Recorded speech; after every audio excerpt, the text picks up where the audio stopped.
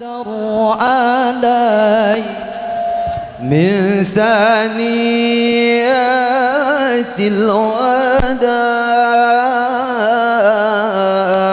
وجب الشكر علينا ما دعا لله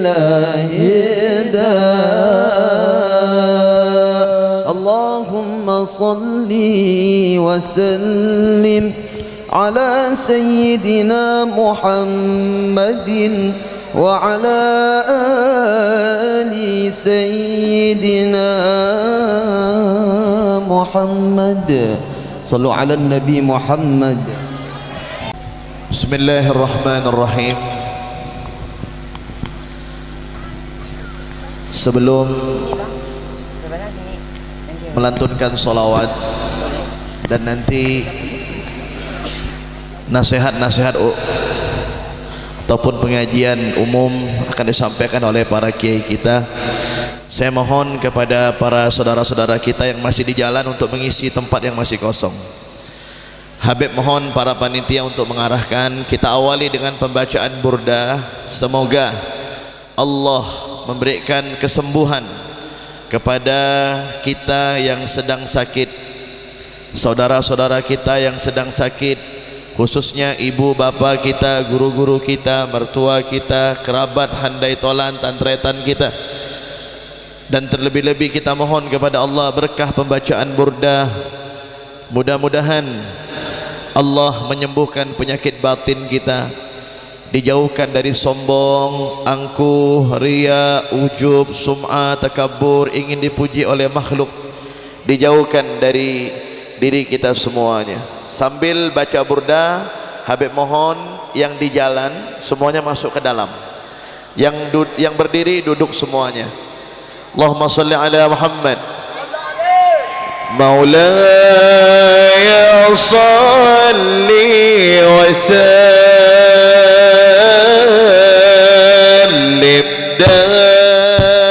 sambil masuk semuanya. Badan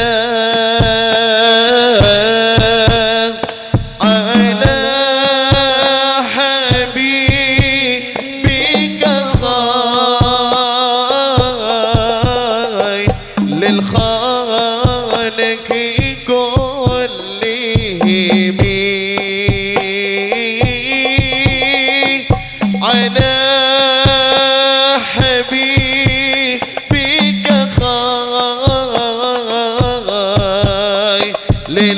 للخالق كلهم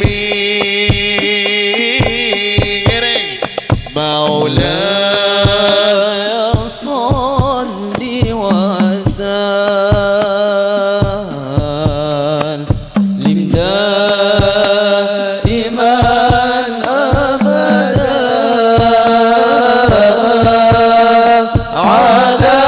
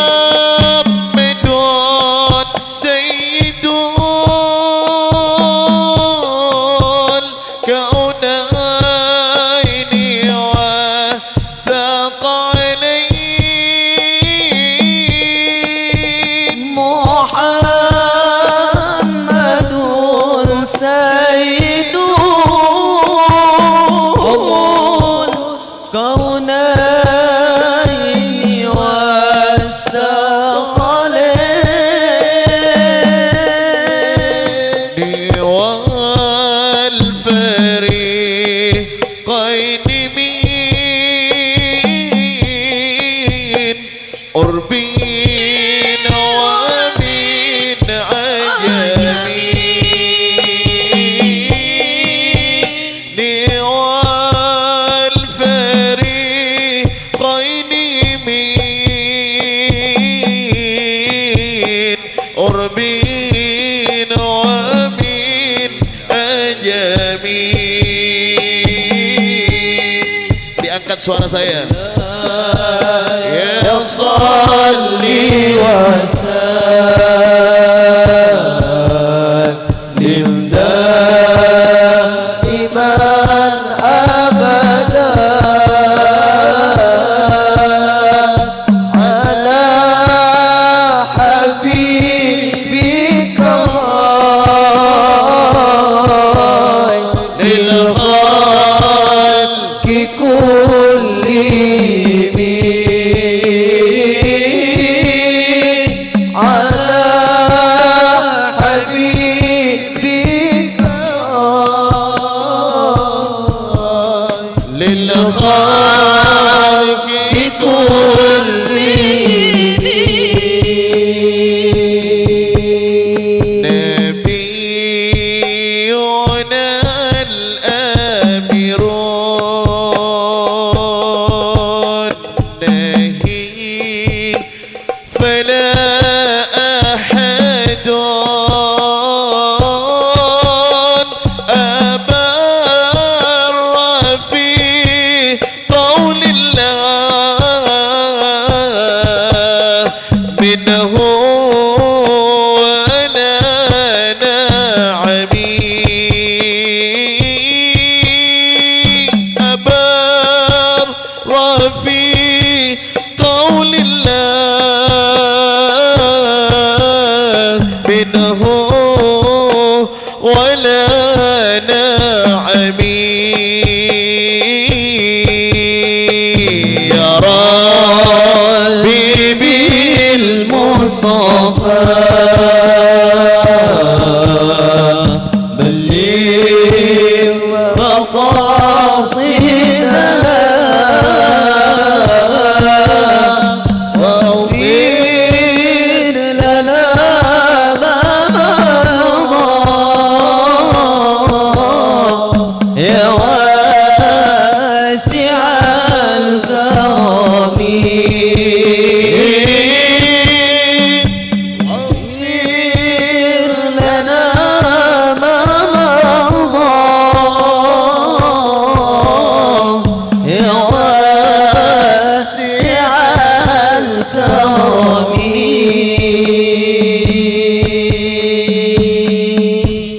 الحمد لله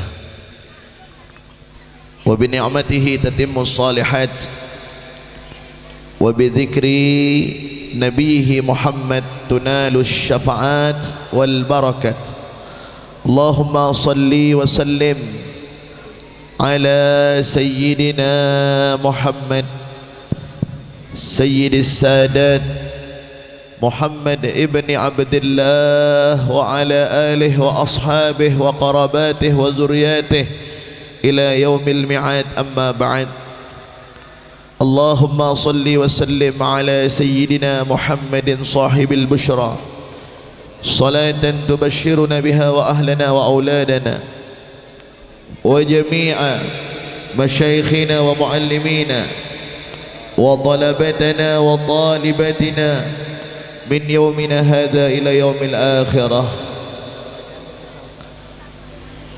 Kita tenang dulu ya anak-anak, para santri, untuk tidak berbicara.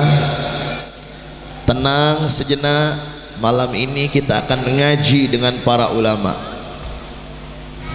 Alhamdulillah, kita bersyukur kepada Allah. Malam hari ini Allah mentakdirkan para habaib, para ulama, para kiai, para asatidah, pimpinan majlis ta'lim, pimpinan pondok pesantren, bahkan guru-guru ngaji dihadirkan di atas pentas yang sangat begitu luar biasa.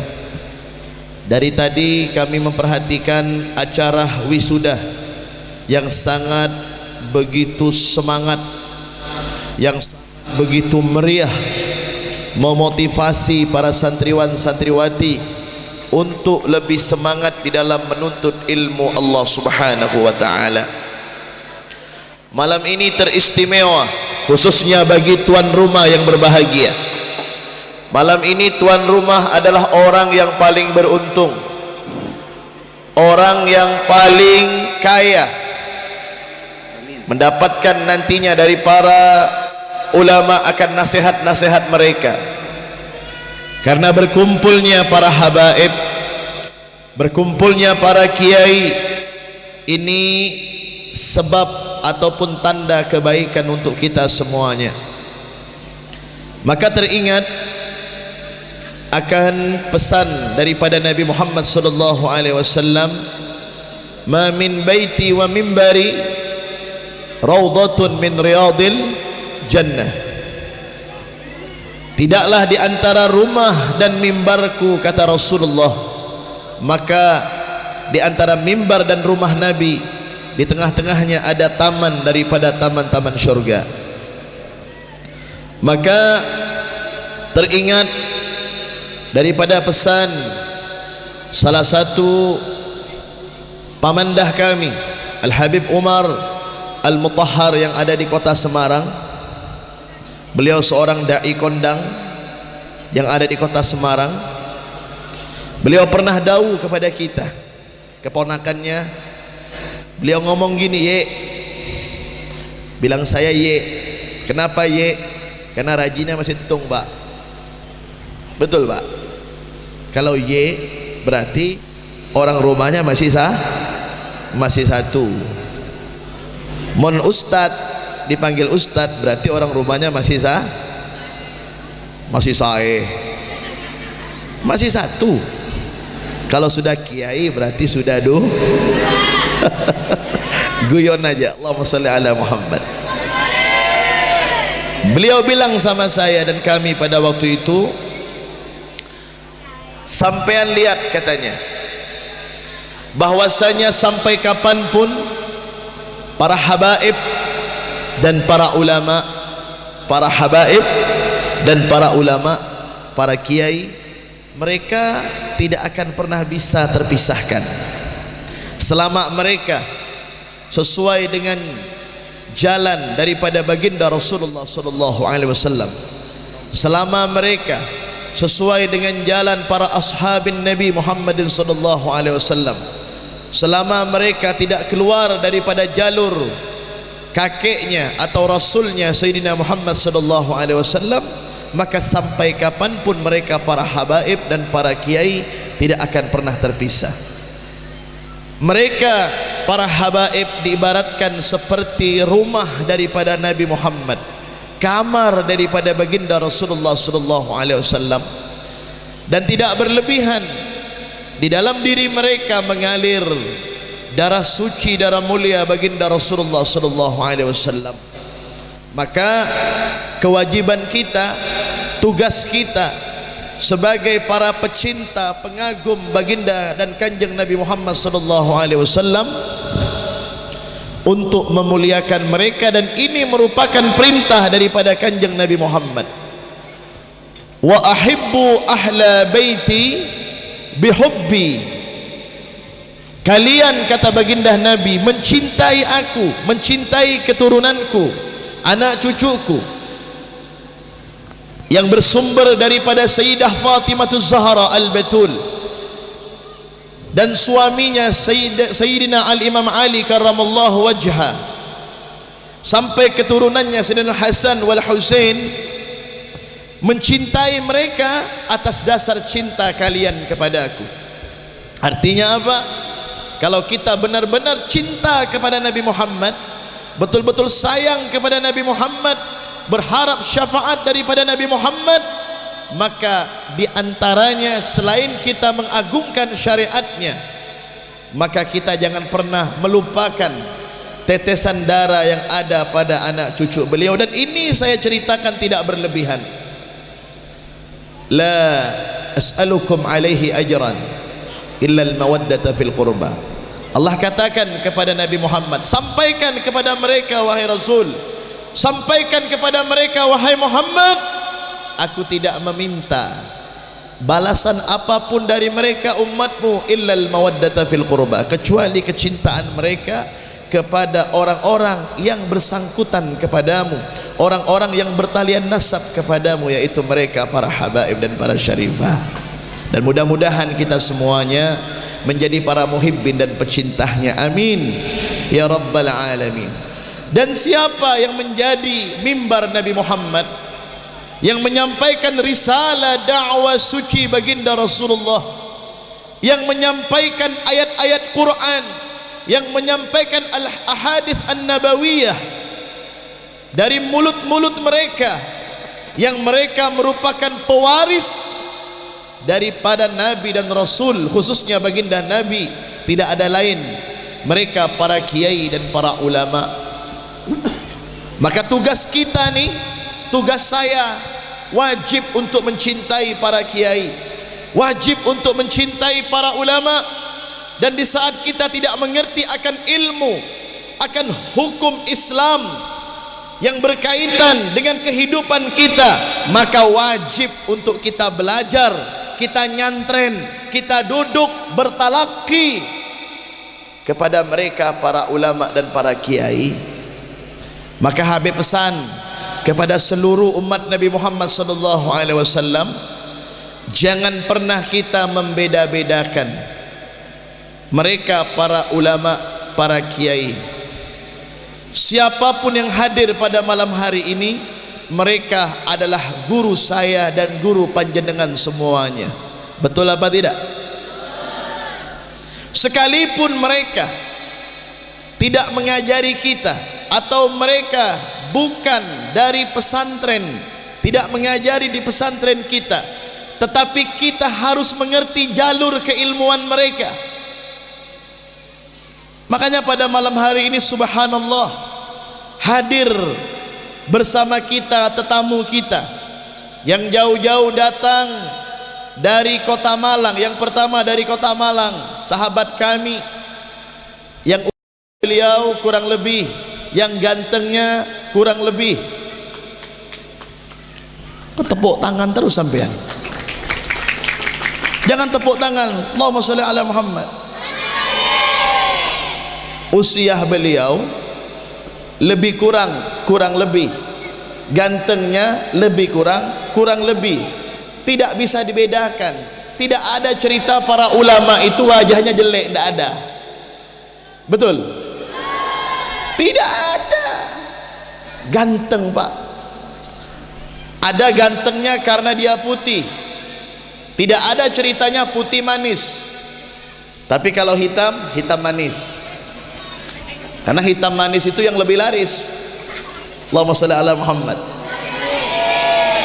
Kalau putih itu hanya cakep aja, cakep. Ya, tapi kalau hitam, hitam manis ini yang paling mahal. Makanya subhanallah, saya ini bersyukur ya, para kiai, para ulama-ulama, guru-guru mulia kita datang dari kota Malang. Yang pertama Kiai Zainul Hasan. Beliau ini punya abah namanya Kiai Said. Kiai Said punya abah Kiai Latifi. Kiai Latifi punya abah Kiai Baydawi yang ada di kota Malang. Siapa yang tidak mengenal Kiai Baydawi? Siapa yang tidak kenal dengan Kiai Latifi dan Kiai Said? Dan ini putra beliau, cucu beliau hadir bersama kami, Kiai Zainul Hasan. Kita doakan beliau diberikan keberkahan oleh Allah Subhanahu wa taala, dan nantinya kita minta nasihat dengan beliau.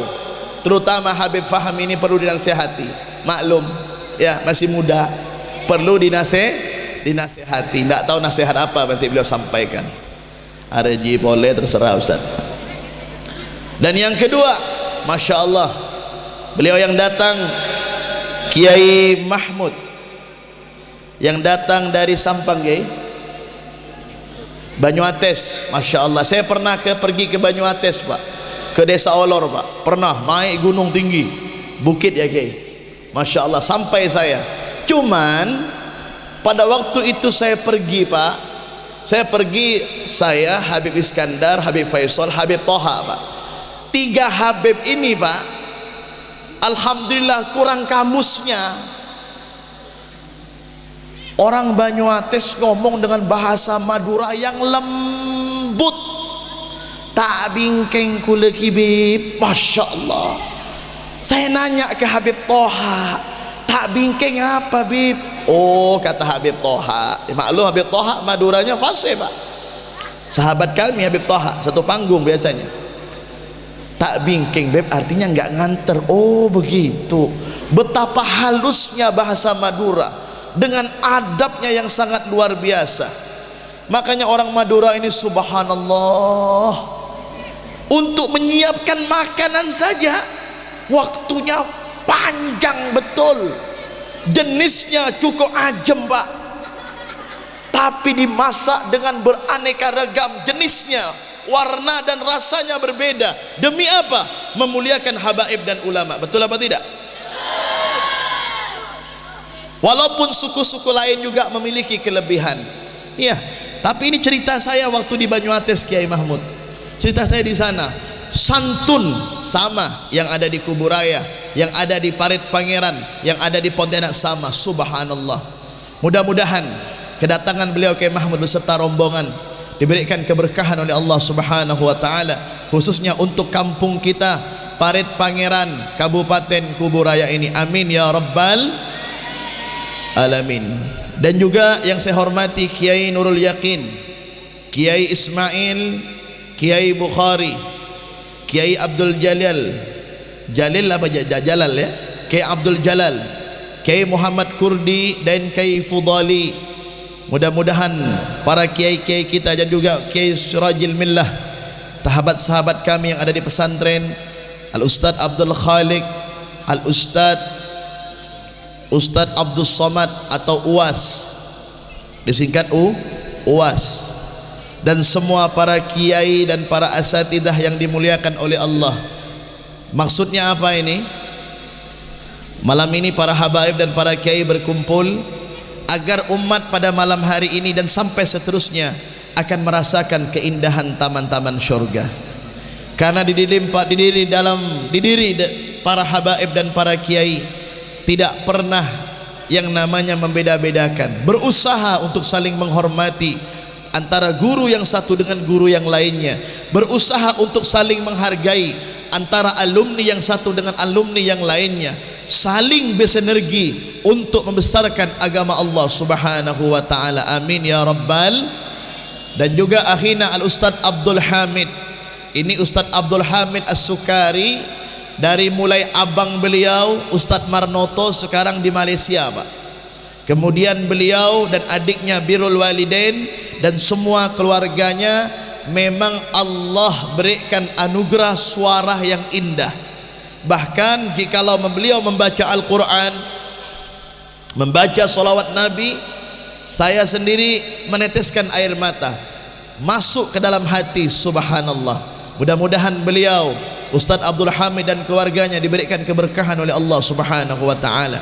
Dan juga yang saya hormati dan saya muliakan, teristimewa sahibul ma'had, sahibul madrasah Nurul Hidayah, yang mudah-mudahan beliau beserta keluarganya, pengasuh dan semuanya beserta jajarannya diberikan keberkahan dan dijadikan santriwan santriwatinya santri yang bermanfaat bagi agama, bagi bangsa dan negara. Amin ya rabbal alamin. Hadirin wal hadirat, dan lupa saya menyapa kepada tim hadrah. Dari mana tim hadrah ini? Nurul Hidayah. Pimpinannya siapa? Ustaz Fauzi, Masya Allah. Kiai Fauzi, Masya Allah. Jadi satu paket ya, Sohibul Bed ya. Masya Allah. Pukulannya bagus ya, mainnya bagus. Ini udah pada nikah semua. Makanya saya pesan Bu, ibu-ibu yang punya anak-anak gadis yang sudah pantas untuk menikah, jangan repot-repot cari personil Nurul Hidayah ini. Seandainya dia menjadi suami, kalau dia marah nggak akan mukul wajah dan badan anak sampean Bu. Tetapi kalau dia marah, kesel dengan anak sampean, yang dia pukul adalah beduk dan hadrohnya. Alhamdulillah. Makanya mudah-mudahan mereka semua jadi putra-putra yang saleh, yang bermanfaat, yang terus mensyiarkan dakwahnya dengan salawat memuji kepada Nabi Muhammad. Hadirin wal hadirat, para adik-adik santriwan santriwati Nurul Hidayah, para wali santri yang dimuliakan Allah Subhanahu wa taala, pesan saya hanya satu. Habis ini langsung bergilir ini.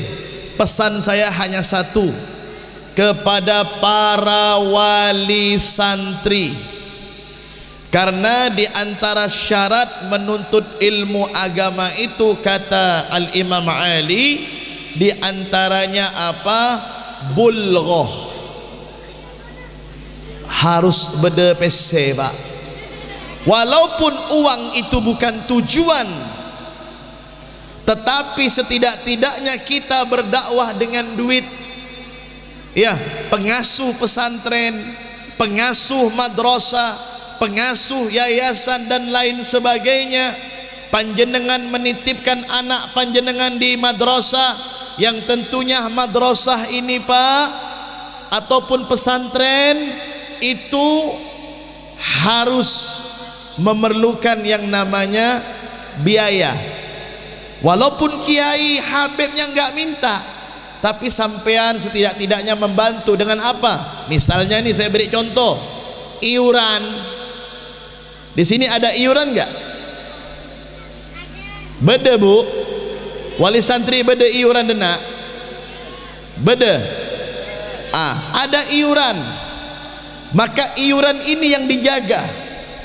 Jangan dikodok iurannya. Oh nanti aja bayarnya 3 bulan lagi. Ya kan? Tapi untuk iuran arisan-arisan, iuran les dan lain sebagainya, ibu kadang-kadang mendahulukan. Tapi giliran iuran madrasah, iuran pesantren, setiap bulan hanya ditagi, kadang-kadang tidak sampai berapa ratus, ditagi, sulitnya minta ampun. Betul apa tidak? Pertanyaannya, panjenengan kepengen menuntut kepada ustadz yang mengajar, ustadzah yang mengajarkan, atau kepada pengasuhnya, atau kepada pembimbingnya, agar anaknya bisa hafal Quran, agar anaknya bisa hafal hadis, agar anaknya memiliki akhlak, agar anaknya bisa pandai baca kitab. Sementara kepedulian sampean kepada madrasah, kepedulian sampean kepada pesantren itu tidak ada sama sekali. Anak dimasukkan ke madrasah, anak dimasukkan ke pesantren sebagai tempat pelarian. Karena sudah tidak mampu lagi mendidik anaknya di rumah, dimasukkan anaknya ke pondok pak. Sehingga anaknya terkadang maaf terkontaminasi dengan obat-obatan, terkontaminasi maaf dengan pergaulan bebas, sehingga dibuat sibuk kiainya, dibuat sibuk yang namanya ustadznya yang di dalam. Maka ini kalau ingin menunjang keberkahan ilmu anak sampean, catatan ingat, uang bukan segala-galanya.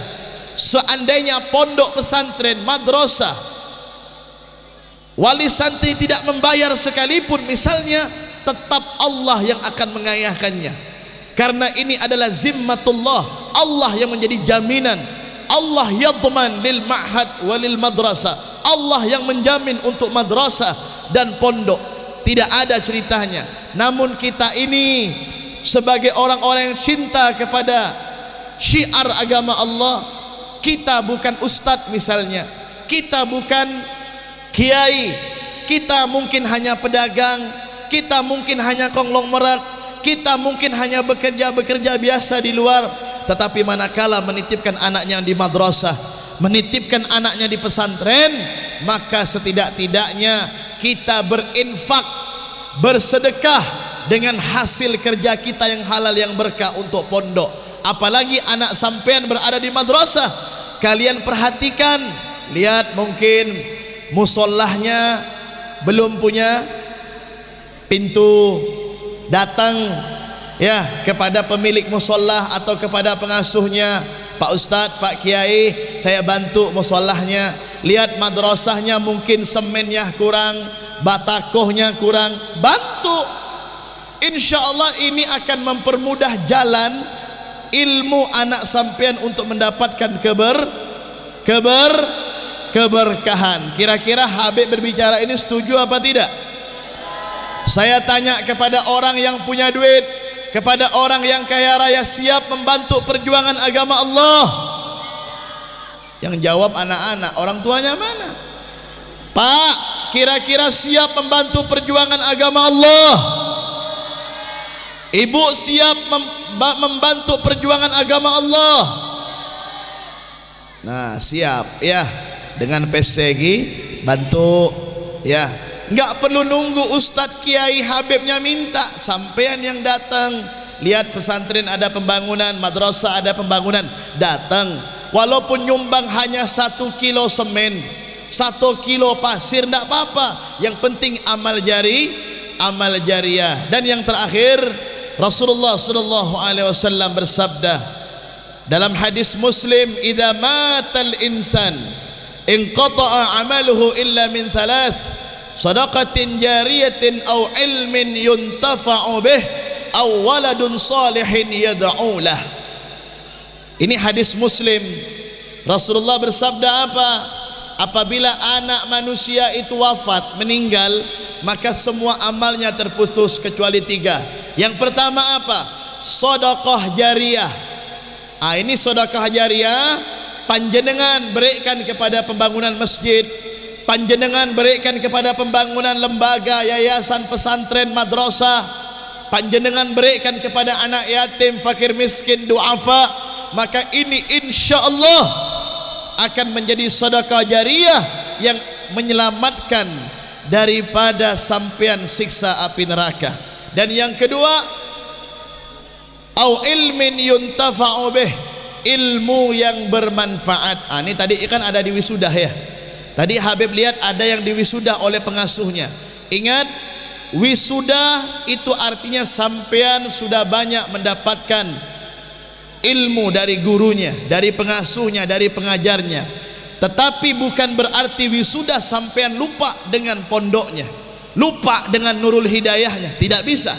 Sampai kapanpun kita ini adalah milik guru kita, maka tidak boleh seorang santri mengatakan sekalipun dia sudah diwisuda, sekalipun dia sudah selesai mondok ataupun belajar di satu tempat madrasah pesantren, dia mengatakan, oh itu mantan guru saya. Enggak bisa, Pak. Karena Imam Ali berkata apa? Ana abdun man 'allamani harfan wahidan, insya'a ba wa insya'a astara wa insya'a taga.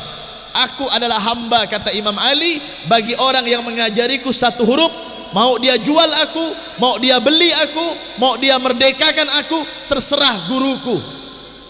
Maka kita ini yang paling terpenting setelah kita diwisudah, nak, yang paling penting adalah mencari keridhaan guru. Minta ridho guru ini paling penting. Karena di dalam kitab Fawaidul Mukhtarah yang diambil dari kitab Al-Manhajus Sawi ala Tariqah Bani Alawi, Al-Habib Zain bin Ibrahim bin Semit, di dalam kitabnya di situ beliau menyatakan apa? 70% keberkahan ilmu itu tergantung ta'alluq antara murid ma'a syaikhihi. 70% keberkahan murid itu tergantung hubungan antara santri kepada gurunya. 70%. Adapun 30% itu untuk ilmu saja, Pak. Tapi 70%-nya adalah ta'alluq. Ta'alluq ini, kata beliau, adalah adabmu kepada gurumu, nyatunya hatimu kepada gurumu, cinta kasihmu karena Allah kepada gurumu. Ini yang membuat keberkahan kepada ilmu yang kau dapat. Kemudian yang ketiga, au waladun salihin yad'ulah, anak yang soleh mendoakan kepada orang tua. Orang tua yang dimaksud bukan hanya orang tua yang melahirkan kita, yang memberikan sandang pangan kepada kita, tetapi orang tua yang lebih afdol. Ini pertanyaan ini, Pak. Mana yang lebih afdol? Guru apa orang tua yang melahirkan kita? mana yang lebih utama, orang tua yang melahirkan atau orang tua yang memberikan sandang pangan papan, atau orang tua yang memperhatikan zahir kita, yang memperhatikan rohania kita, yang merawat daripada hati kita, yang membentuk hati kita, yang awalnya sombong menjadi tawadhu, yang awalnya angkuh menjadi rendah hati, yang awalnya berjalan tidak menginjak bumi, kuntilanak, sehingga berjalan makin tawadhu.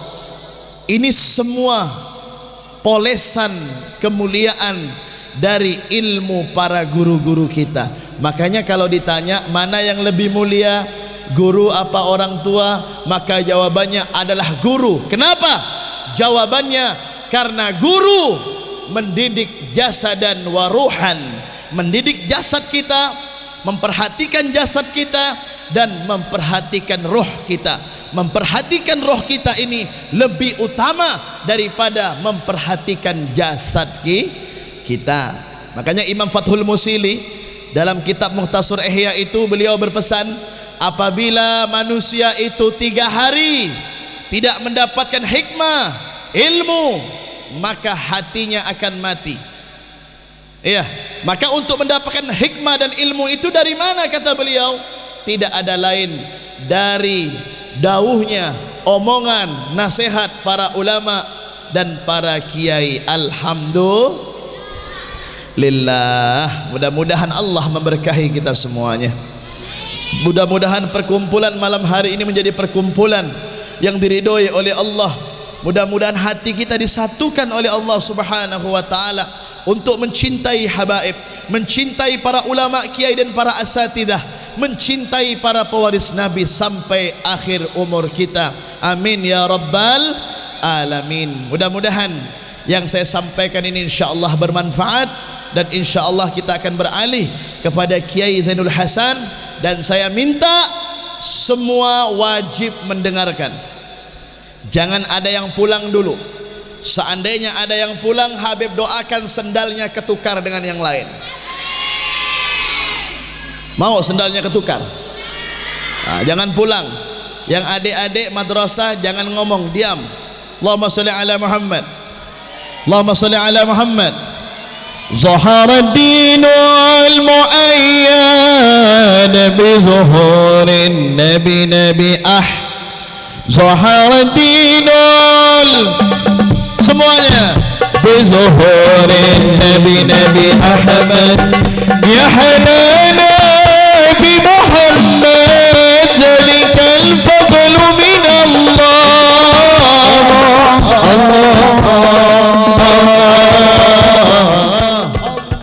Ya hanana ya hanana ya hanana hanana ya hanana ya hanana, semuanya. Zahara dinul bi zuhurin nabi Ahmad. Zahara dinul mu'ayyad bi zuhurin nabi Ahmad ya hanana nabi Muhammad zalikal fadlu min Allah.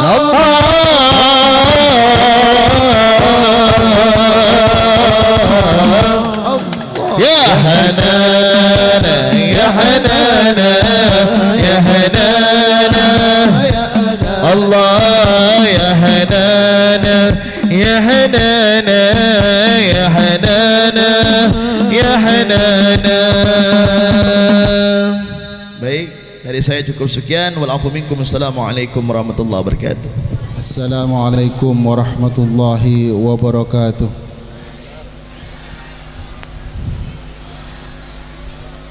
Alhamdulillahi wa kafa, wassalatu wassalamu ala sayyidina al-mustafa wa ala alihi wa sahbihi wa man iqtafa. Amma ba'du.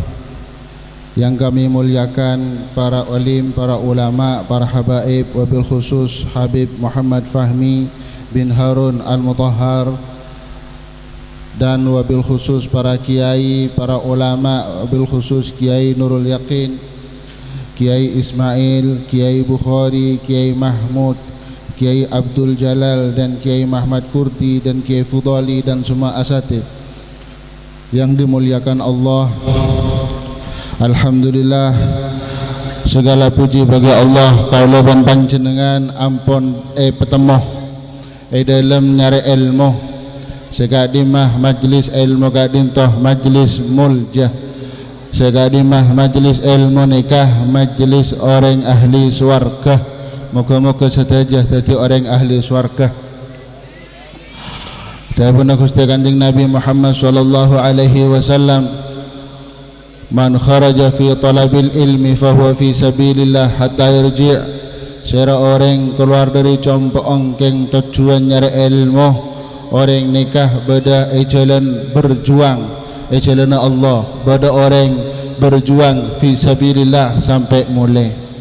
Jadi para ibu, para bapak keluar di compo antara pengajian setajah oleh kencerna orang berjuang abila agama Allah Subhanahu wa taala.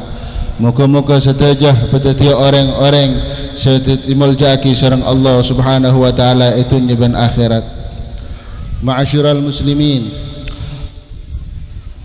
mencari ilmu itu adalah hal yang paling wajib. Talabul ilmi faridatun ala kulli muslimin wa muslimah. Mencari ilmu itu teramat sangat wajib bagi muslim laki-laki dan muslim perempuan. Ilmu apa yang harus dicari? Ilmu yang menunaikan kewajibannya kepada Allah, ilmu agama, ilmu yang membahas tentang sahnya sholat, ilmu yang membahas tentang najis, ilmu yang membahas tentang suci, ilmu yang membahas tentang syarat rukunnya sholat, ilmu yang membahas dan mengajarkan doa-doa sholat. Ilmu itu yang wajib dipelajari. Ilmu yang dibawa baginda Rasul Nabi Muhammad sallallahu alaihi wasallam itu yang faridatun ala kulli muslimin wa muslimah. Silahkan kalau bapak ibu berniat bercita-cita anaknya jadi orang berpangkat mau dikuliahkan, silahkan, tapi agamanya dikuatkan dulu, ngajinya kewajibannya dipaskan dulu, dicarikan ulama, nyaraki kiai, peguru, pebender, pasraaki, pesampai tahu kewajibanah, sampai tahu nutup auratah, baru deki pekuliah, baru deki pesekolah, baru deki perguruan tinggi, oning pon keda kewajiban. Tapi tining anak dari kene nyaraki sekolah formal setak ngebahas tentang pejeng, sanawiyah, SMP, pelepuh sekolah favorit setak jelas haki tentang najis, deki SMA sekolah setak jelas haki tentang akidah Islam. Suatu saat beda anak maksiat karena tak ondeng hukum mah orang tua ada seoleh dosa. Bapaan haji, bapaan ke Mekah, bapaan ahli tahajud, buong ahli ibadah, anak maksiat luar karena tak pengaji, anak maksiat luar karena tak cari ilmu sebener, maka hajinah ben ibadanah buong ben bapaan belum tentu manfaatku aku ya jun Allah. Umpamah le masuk surga etajak ben anak ke dalam neraka. Muntak nekanin kewajiban pendidikan anak sepaling wajib engki penikah kewajiban agama Islam. Mungkin nikah kalau panjenengan mengalami satu kiblat pendidikan yang mana kiblat itu kurang memperhatikan tentang misi utama Nabi Muhammad sallallahu alaihi wasallam, mengentas manusia tentang kebodohannya tentang Tuhan. Nabi Muhammad mengentas manusia tentang kebodohan agama, kebodohan kepada Tuhan, dan kebodohan tentang ibadah. Itu misinya Rasulullah, itu tugasnya Nabi Muhammad sallallahu alaihi wasallam. Kalau hanya disekolahkan, di pendidikan begitu saja, nanti tidak mengenal agama, maka nanti musibahnya mungkin akan datang ke orang tuanya atau bahkan ke negaranya atau bahkan ke negerinya. Kalau sekarang kita ditimpa musibah kelangkaan minyak goreng, salahnya menteri fulan, salahnya presiden fulan, salahnya bupati fulan atau DPR fulan, tunggu dulu, jangan-jangan kita yang terlalu jauh membiarkan anak kita jauh dari jalan Allah, atau kita tidak peduli dengan perjuangan agama, pendidikan agama. Sebagaimana Allah Subhanahu wa taala berfirman dalam ayat Al-Qur'an, "Qul in kana aba'ukum wa abna'ukum wa azwajukum wa ikhwanukum wa ashiratukum wa tijaratun takhshawna kasadaha wa amwalukum wa tijaratun takhshawna kasadaha wa masakin tardawnaha ahabba ilaikum minallahi wa rasulihi wa jihadin fi sabilihi fi sabilihi fatarabbasu hatta ya'tiyallahu bi amrih."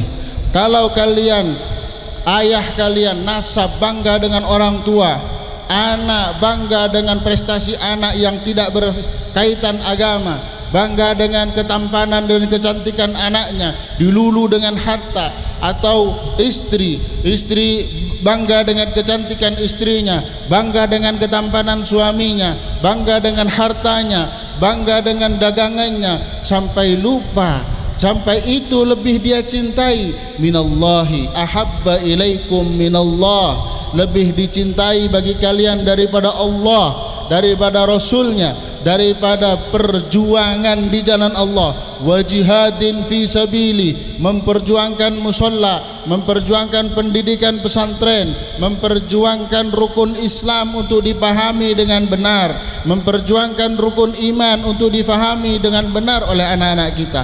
Kalau itu semua ditinggalkan, fatarabbasu, tunggulah, hatta ya'tiyallahu bi amri, wallahu la yahdil qaumal fasiqin. Dan tunggulah sampai Allah yang datang dengan urusannya, Allah yang datang dengan takdirnya, Allah yang datang dengan kehendaknya. Apa yang Allah kehendaki? Allah mungkin menghendaki musibah dalam satu negeri, Allah mungkin menghendaki kelangkaan sesuatu, termasuk kelangkaan minyak goreng. Mungkin saja kelangkaan minyak goreng bukan hanya peran daripada mafia-mafia, tapi juga peran dari kita yang tidak peduli dengan pendidikan agama, sehingga Allah memberikan pemimpin yang tidak peduli dengan kemaslahatan kita, yang tidak peduli dengan kepentingan kita. Kenapa Allah berikan pemimpin seperti itu?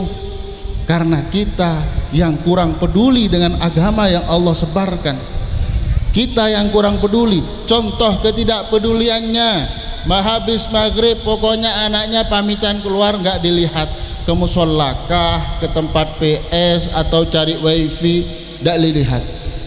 Atau anaknya pamit bawa sepeda motor habis jam 5 sore, pulang habis isya, nggak ditanya, "Nak, tadi ngaji di mana? Sholat apa enggak? Sholatnya sama siapa? Baju celananya suci apa enggak?" Nggak ditanya, nggak ditanya. Nggak peduli dengan agamanya Allah, tak areken dengan agamanya Allah. Maka nikah si Allah berdatang, pemimpin setak areken kemaslahatan kulaban panjenengan, pemimpin setak peduli keperluan kulaban panjenengan. Jadi pendidikan nikah, perjuangan nikah bukan hanya sekedar anak tahu ngaji bentak tahu ngaji, rubbama terkadang jadi kemaslahatan negara, jadi kemaslahatan bangsa. Mun nak kanak niku oning ngaji kabeh, tokang abab jilbab, tokang akalampian muslim, selake tokang akhlak garing Islam, panikah dadi maslahat sebagus ke lingkungan. Ke lingkungan, di mana lingkungan itu adalah bagian dari sebuah kabupaten, kecamatan, dan itu bagian dari negara. Maka dari itu kalau ingin memperbaiki apa yang musibah yang ada di dalam satu negeri, kita introspeksi diri, perjuangan kita untuk Allah itu apa? Sehingga intansurullaha yansurkum, kalau kalian menolong Allah, mohon panjenengan nolongin agama Allah, tolongi bi Gusti Allah, tolongi bi Gusti Allah. Dalam cara nolongin Allah, Allah kan maha kuat, tolongin nih ke agama. Kau lebih ustad, kau lebih orang tok pelak, kau lebih kiai. Loh, mohon panjenengan bini kiai, terputra na tonton ke kiai.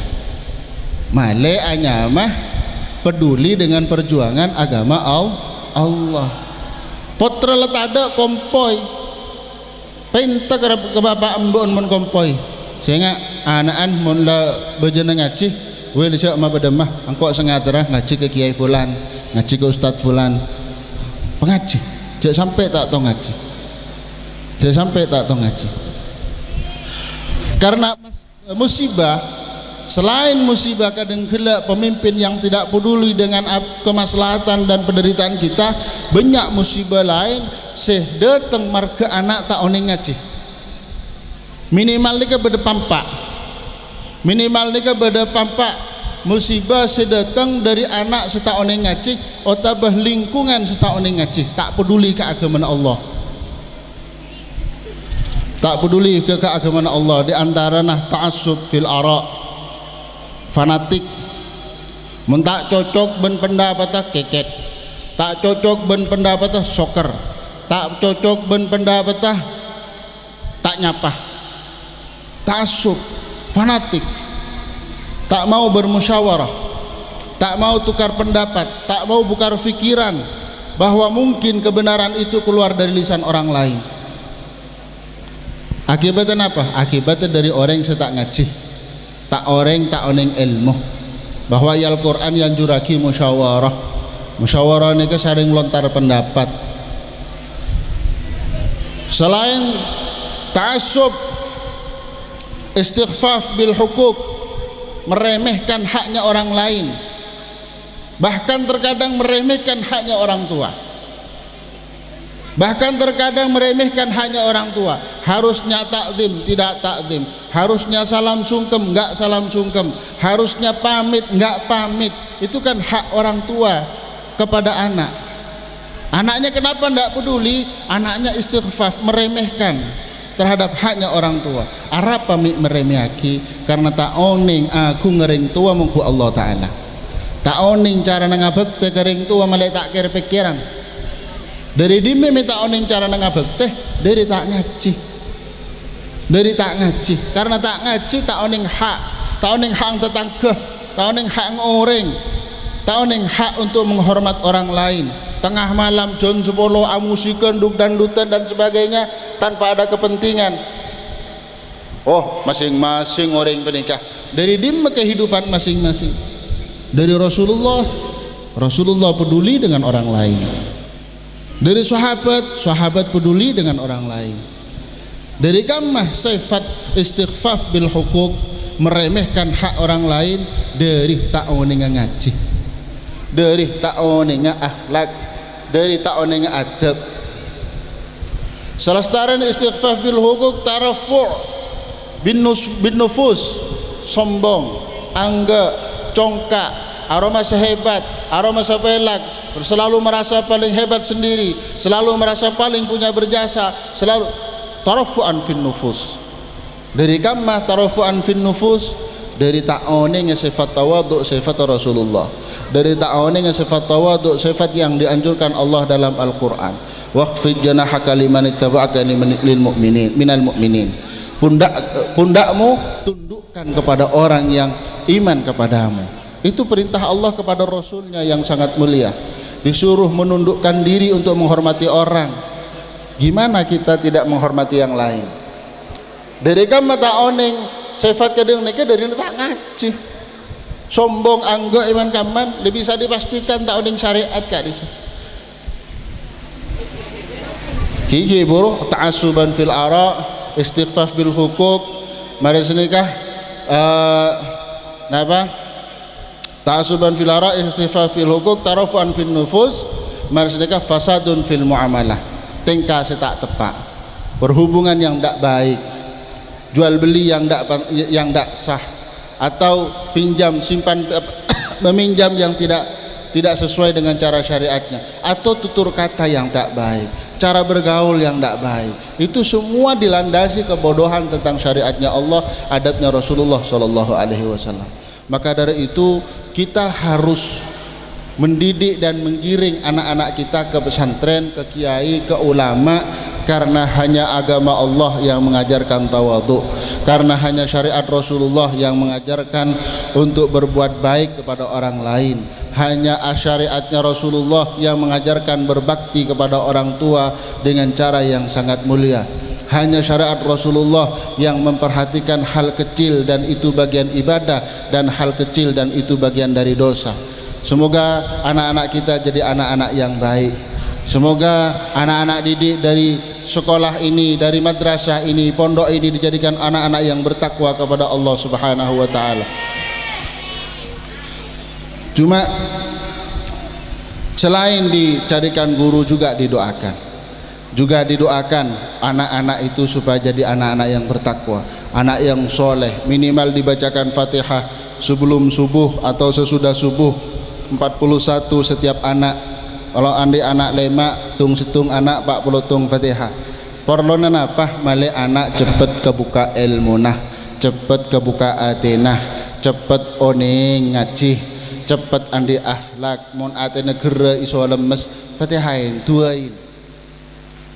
Otaba mun ini maca aki ayat-ayat Al-Quran Asmaul Husna yang mendukung terhadap anak. Muntro penterah maca aki ayat-ayat sanukri'uka falatansa misalnya, atau iqra bismi rabbikal ladzi khalaq 5 ayat pertama, atau bacakan pegang kepala anak, usahakan setiap pegang kepala anak, atau waktu tidur bacakan inna anzalnahu fi lailatul qadar, tiupkan ke kepalanya, maka Allah akan menjaganya minimal dari zina, atau akan Allah bimbing terus sehingga menjadi anak-anak soleh. Atau kalau pegang kepala anak bacakan Asmaul Husna, ya barru 7 kali, ya syahidu 7 kali, ya haqqu 7 kali. Ya barru akan menuntutnya jadi orang baik, ya syahidu akan menuntutnya untuk sadar dipantau oleh Allah, untuk ya haqqu akan dibimbing kepada perbuatan-perbuatan yang benar. Ini bagian dari kita peduli dengan anak, bagian dari kita ingin anak itu baik. Selain dicarikan guru juga didoakan. Kalau anak masih di rumah caranya seperti itu. Kalau anak sudah di pesantren caranya juga ada Fatihah 41 setiap sebelum subuh kalau bisa. Kalau tidak bisa setelah subuh. Semoga anak-anak kita semua dijadikan anak soleh solihah, anak-anak yang membanggakan Rasulullah dengan akhlak dan ilmunya, anak-anak yang membuat orang tuanya selamat di alam kubur dan akhiratnya, anak-anak yang menjadikan orang tuanya diangkat siksanya oleh Allah, anak-anak yang membuat orang tuanya menangis karena bangga atas prestasi akhlak yang baik. Semoga kita dijadikan orang-orang yang bertakwa, dan semoga kita semua diampuni oleh Allah Subhanahu wa taala. Amin Allahumma amin. Al-Fatihah.